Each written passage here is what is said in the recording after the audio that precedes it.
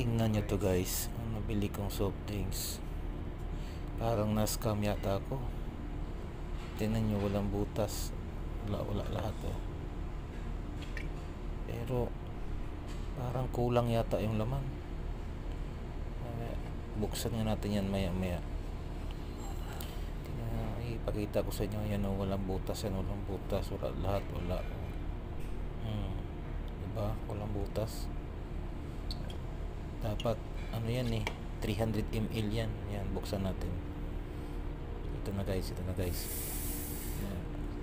Ang hirap ng buksan guys kasi isang kamay lang ginamit ko. Kaso nasira yata yung ano pang bukas niya. Kuha tayong kutsara. Yan. Yung gawin din pantusok dyan sa ano niya. Ito na guys oh. Ang higpit pa na pagka ano eh. Ang takip niya eh.